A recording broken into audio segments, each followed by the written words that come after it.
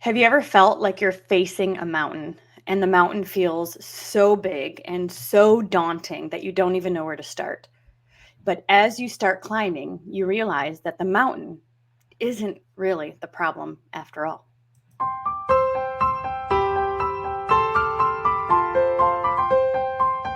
Welcome to the Stop Suffering in Silence podcast with your host, Denise Walsh and Rachel Timothy. Hey, you guys, welcome back to Stop Suffering in Silence. My name is Denise Walsh, and I'm here with co-host Rachel Timothy. And we have a story to share with you that I think will be relevant for everybody listening. Yeah, I agree. I heard it the other day. It's an incredible analogy, and it's just kind of stuck with me. So tell us the story. Okay, so basically, the analogy is, let's say God has given you this incredible calling, this mountain in front of you that you need to scale. You know you have the strength to scale it. God has given you the strength to be able to scale this mountain, to overcome it. And what he has called you to is beyond that mountain. And so the time comes when you're going to scale this mountain and you've got yourself ready. You're all geared up. You've got, your backpack and your boots and everything ready to go. But before you start to climb this mountain, you notice a small pebble in your boot. And you think, well, I'm so focused on my goal. I'm so ready to go. I know what I want. I know I can do it. I'm not going to worry about this little pebble in my shoe. And so you start walking, you start climbing this mountain, and you get a good ways, and you're focused, and your eyes are fixed on your goals and on God. But after a little while, you start to notice that pebble becomes more of an issue. It becomes a bit more significant as it starts to kind of feel the pain in your foot from just that little pebble. But you think to yourself, I'm not going to let this bother me. I knew that there would be pain. There's purpose in my pain. I was prepared for there to be pain. I'm just going to work through it because that's what tough people do. And you keep going. You keep climbing up that mountain. But eventually you get to the point where that pebble creates such a pain that it goes into your Achilles tendon, and then it shoots up, and you feel it navigating up the nerves of your leg, and before you know it, you can't take another step and you're done. And you think to yourself, I thought the whole point of this is I thought it would be the mountain that would stop me from being able to overcome and being able to do what God has called me to do. But really, it was this tiny pebble in my shoe that I knew was there in the very beginning, but I didn't think it would be significant enough. It was that little pebble that kept me from being able to accomplish my dreams. And that little pebble starts as being a little bit of an annoyance, and then it becomes a distraction. Have you ever been on a hike and then all of a sudden you have a blister? It's like you can't think of anything else. And so that distraction takes you away from looking at the summit, and now you're looking down at your feet, or you're trying to like walk different so that it doesn't hurt so bad. And it slows you down, and eventually it stops you. And so let's relate that to life and life's challenges. Right. I mean, I think all of us can relate to having something that they need to overcome, and seeing certain struggles. It could be sin, it could be trauma, it could be some sort of a hindrance that we don't think should be significant enough for us to even pay attention to. And so we push it down, we slide it under the rug, we ignore it, we ignore all of the red flags. Oftentimes our inner child or inner self will start saying, hey, you need to focus on this. But it seems like logically it shouldn't make a big deal until you get far enough down the road and it actually causes you to completely derail. It reminds me of some of the lessons in 90 Day U-Turn where we release the emotional strings, because oftentimes we'll hear, well, that happened years ago. It shouldn't, right, might be bothering me still anymore. Or we think that it doesn't have to do with our goal or the mountain because it's another area of life. Maybe it's a family issue or past abuse, and we're focused on business. or our career, and we think it shouldn't matter because it's a different area of life. But the reality is that it still is absolutely impacting us today. If we've got any emotional strings that trigger us, that like keep us in fight or flight mode, or spiral our thoughts, increase our emotions, guilt, shame, resentment, all of that stuff absolutely is impacting us as we step forward in our life. And it's that whole baggage analogy, right? You're carrying it with you. You Yeah. don't quite think that you are. And that small pebble, or that, that weight that you're carrying, is slowing you down. Yeah. And no matter how much you say, I'm not going to let this bother me, it's not going to be an issue. The fact is, it's going to keep nagging you until you actually deal with it. In Hebrews chapter 12, it actually says, therefore, also, since we are surrounded by so great a cloud of witnesses, let us lay aside every weight or hindrance, some translations say, and the sin which so easily ensnares us, with endurance the race that is set before us. And so we kind of think, God is telling us that we need to just fight through, just be tougher, just rely on his strength. And yes, that to a degree, but he also says, do an analysis and lay aside what you need to, and deal with what you need to, so that you can run the race with endurance. Absolutely.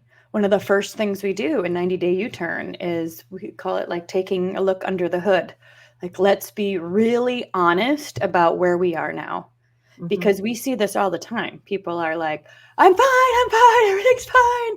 But their house is on fire, their body's on fire. Like, you can tell they're living in chronic stress or chaos, consistently triggered. And clearly, it's not fine. Right. But because with this analogy, right, they're not looking at the pebble or taking the pebble out of their shoe. It's still there. And so taking an honest look at where we are now, how we're doing in all areas of our life, how we're feeling, our mindset, what we're thinking about, all of that stuff is a really important piece to saying, okay, yes, there is a pebble that I need to not just address, but I need to actually take out of my shoe so I can Yes. run the race.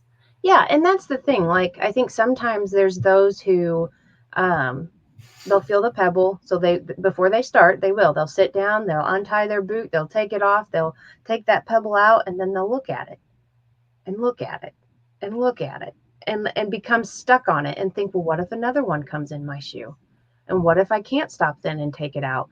And then they become filled with so much fear based on this little tiny pebble that they miss the opportunity to scale the mountain. And so there's got to be that balance of really just take a look at it. Don't get stuck there, but throw it, like the Bible says, throw it, and then take off on the course that God has set Cast it, before you. yes. Cast it, yes. And it reminds me too of how many times do we hear this?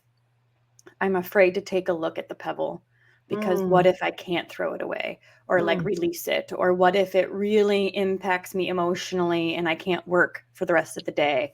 Or I'm out of commission because it's triggering, or things like that. And so what we've seen time and time again is that actually taking the pebble out is the hardest part. Yeah.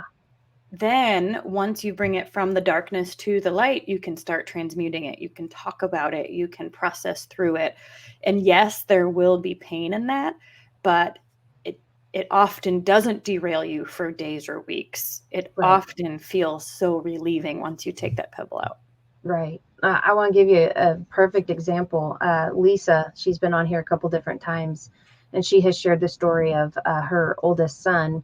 He took his own life about a year and a half ago. And she has this big event coming up in a couple weekends where she's going to get to speak and to a crowd. And she's just super excited about it. She's been preparing for it. She's got a lot to do to get ready for it. And yesterday she was at the grocery store and she came across somebody that she hadn't seen in decades, who used to be like a really close friend. And she just was caught off guard when the friend was like, "Hey, how are your kiddos?" And because she wasn't just, usually she kind of guards herself, she's prepped, she knows certain people maybe will ask or whatever. She wasn't really ready. And it caught her off guard. And she realized her heart was heavy. Like it impacted her greatly.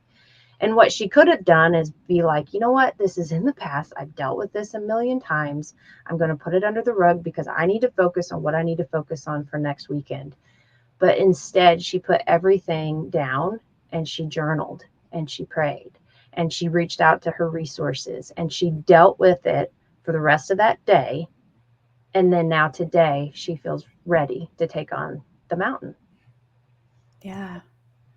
And imagine if that heavy heart would have just stayed, right? Right. Then it starts to snowball. And then Mhm. that pebble becomes more and more bothersome, and it not only distracts, but it derails you from the summit. Yeah, exactly. I think pebbles could be anything from an addiction, something that is holding you down in that way.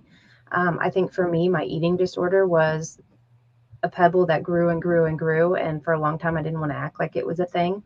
Um, I think identity issues, remembering who you are, who God made you to be, and just bad habits, lazy, procrastination, lying, like all these little things that you see yourself doing and you think it's no big deal. But then when you get to that peak of that mountain, you're almost there. It's those little things that will cause you not to be able to reach that top. Yeah. It's the trauma in the past that you've never really shared. It's the betrayal from a friend, those little like hurts that or big hurts that Hmm.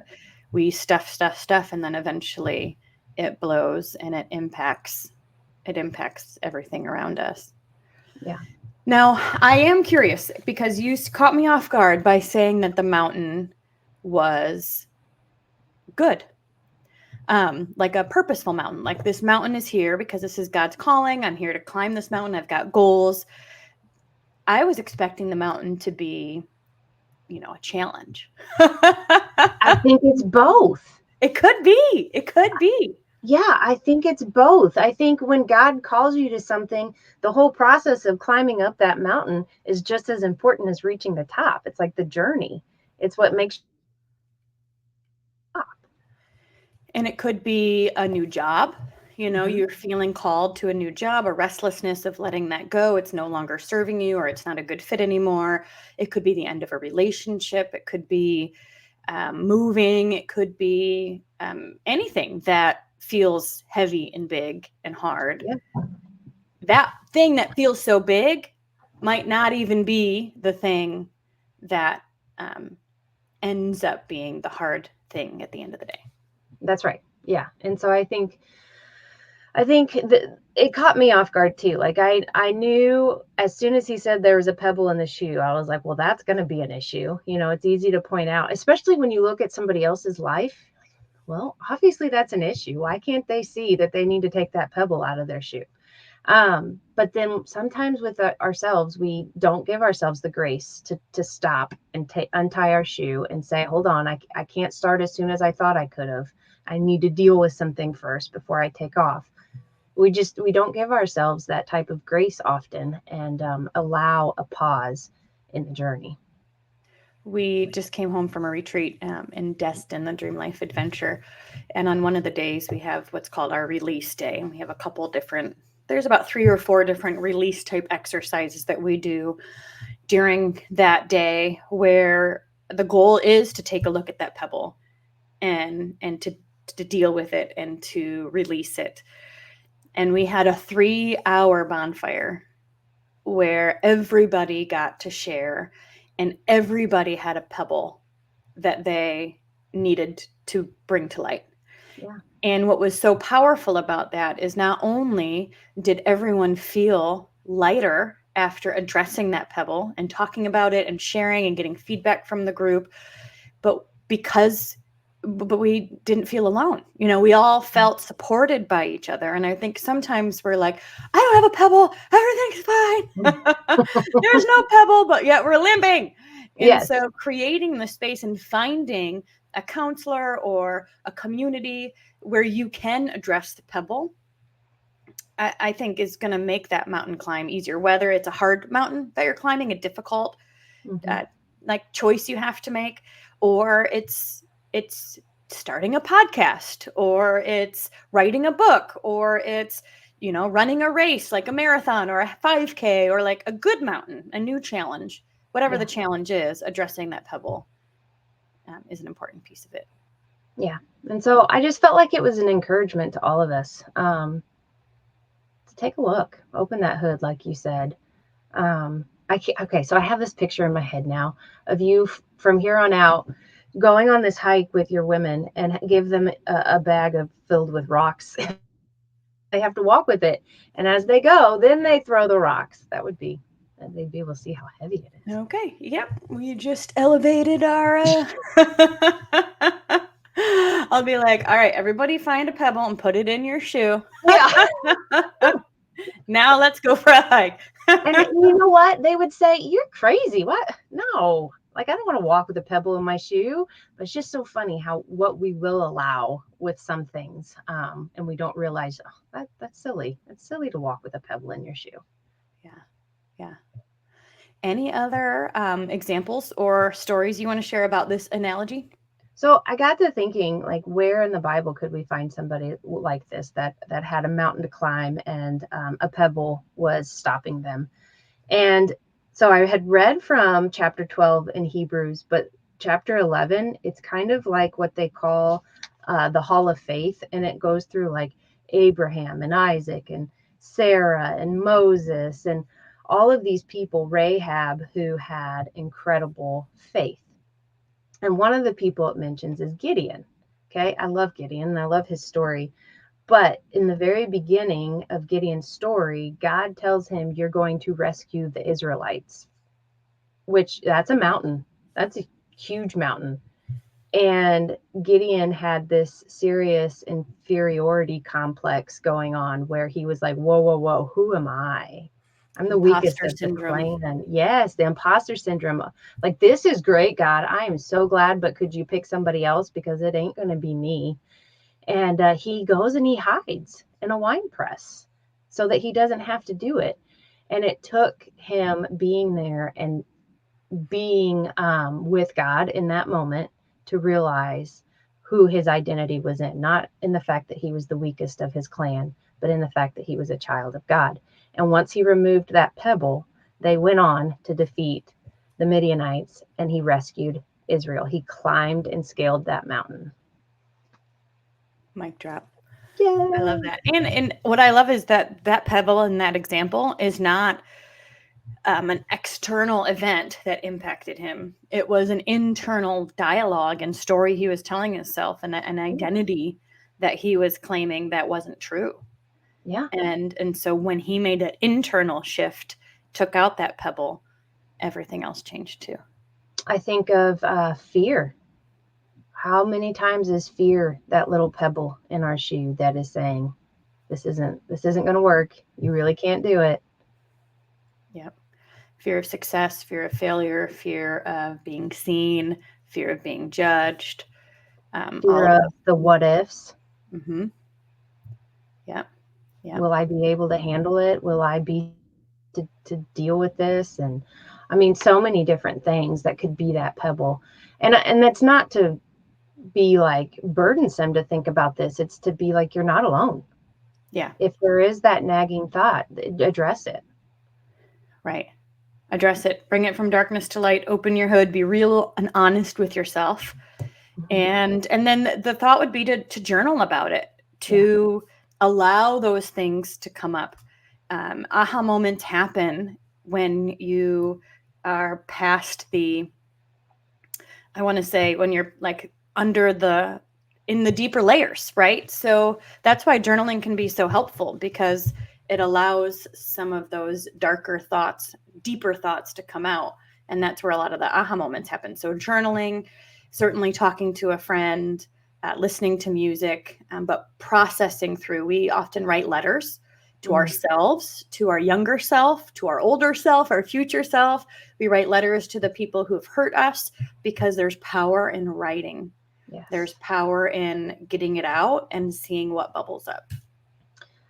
Just another example here recently for myself. I had a moment where I felt like I reverted back greatly to that 9-year-old Rachel. Emotionally, just I was stuck there for a couple weeks, I would say.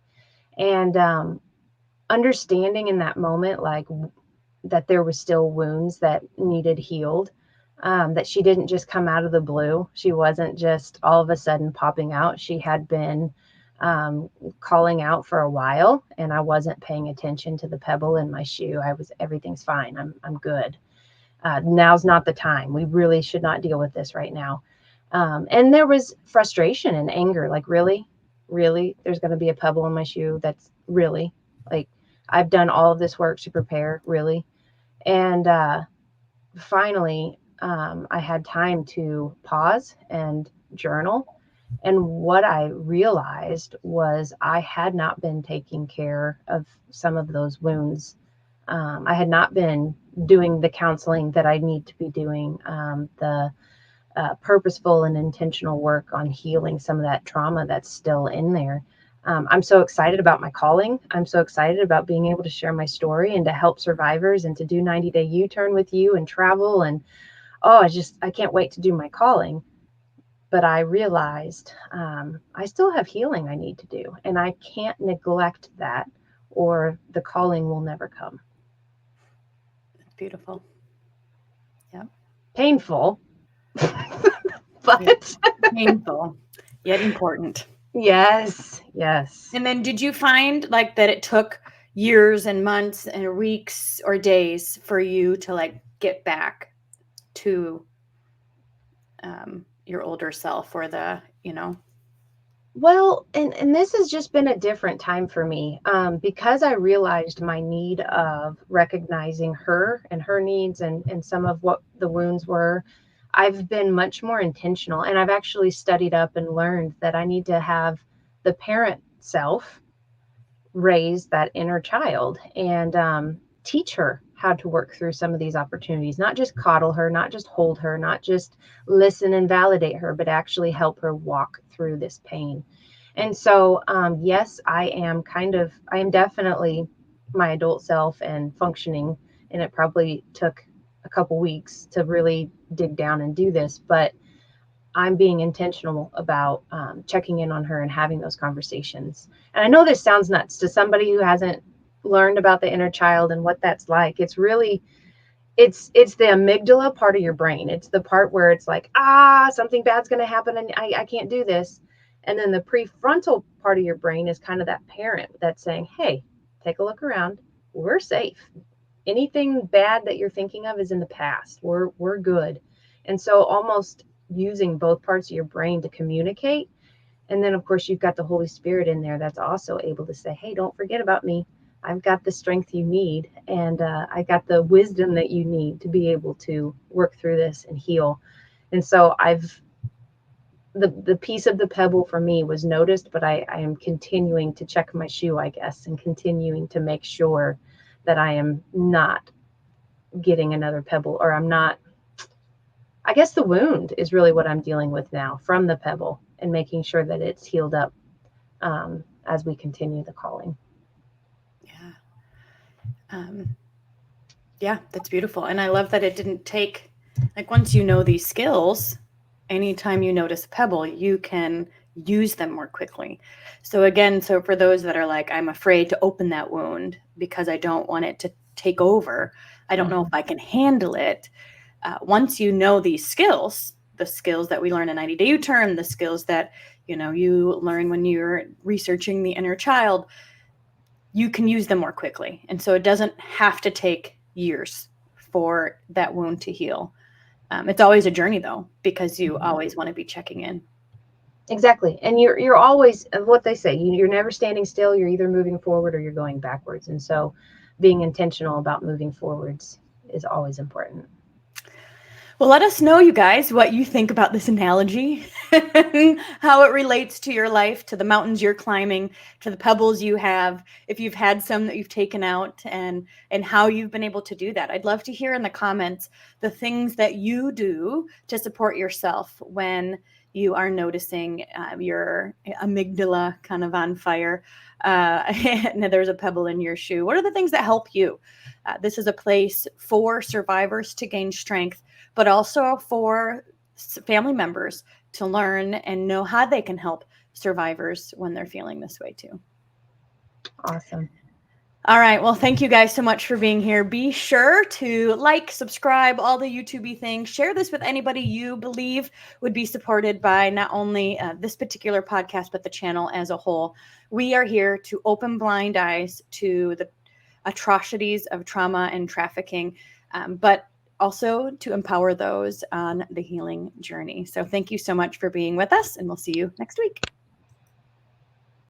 Thank you so much for listening to this powerful episode of Stop Suffering in Silence. If you are interested in booking Rachel to speak at your event, workshop, school, church, or organization, then please email racheltimothy.stopsis@gmail.com. If you are interested in donating to the Stop SIS ministry, then please check out the link in the description box or show notes below. Or you can email stopsis@protonmail.com.